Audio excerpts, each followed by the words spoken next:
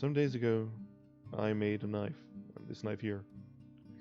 Today I'll show you how I make a simple and quick sheath for this knife. So all of it is just done freehand because I don't often do templates. Because just as like with the wood, I like the leather to speak for itself. And also I want to do it how I feel in the moment. So this is just a simple sheath design and a quite simple way of working. I will make a square out of the leather around the knife and I'll sew the corners shut around the knife, and then I'll dump it all into hot water and mold the leather around it. When I've done that and it's hardened, I will sew it all up and cut away the excess leather and just take it from there. So here I'm just gluing up the catch that'll sit in the belt loop. When you're working with the leather glue, it's just a very simple piezo kinetic glue that just needs a hammer hit and it'll start hardening. And after it's settled, I just tie it off with some leather string and we keep going.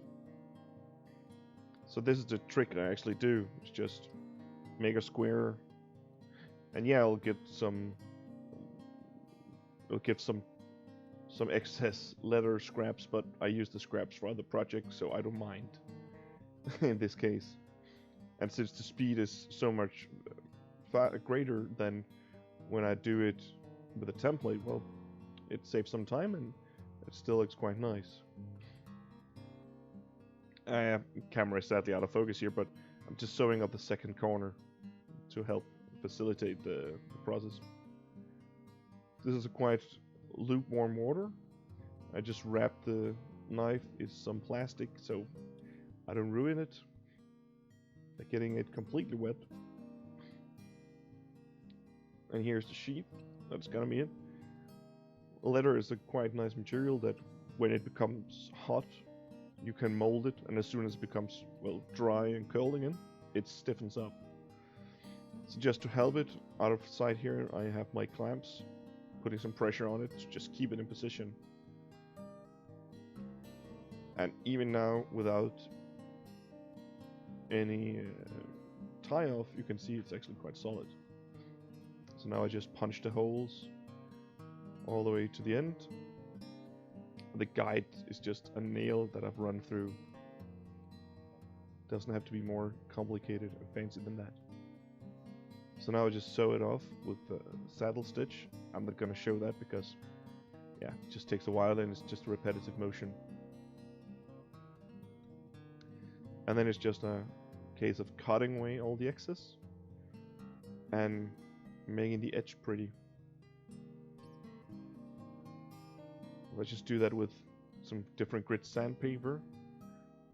It's just to even out the edge and burnish it. Because otherwise, when you just cut it, it can be quite scruffy.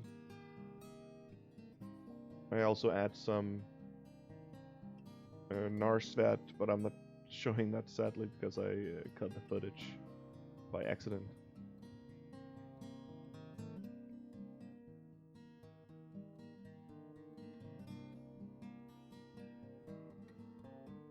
Always after sanding, I just like to trim the edges again. And already here you can see there's a nice fit. I apply the Narsvat and I apply some beeswax, and then I just use my burnishing tool to heat it up and straighten out the edge. Now this edge will hold for quite a while, and it should be quite water resistant as well. After I've burnished the edge and it's nice and uniform, I will go and apply a beeswax balm. It's just some beeswax and a little oil, and it'll soak nice into the leather and give it a nice protective coat.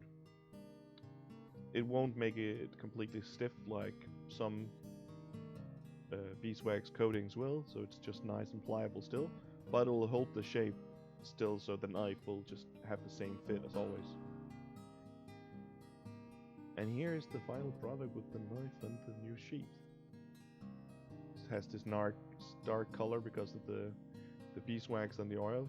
It'll stay like this for quite a while, and yeah, don't mind the little splinters of wood.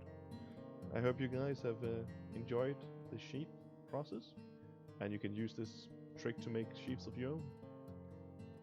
Have an amazing day.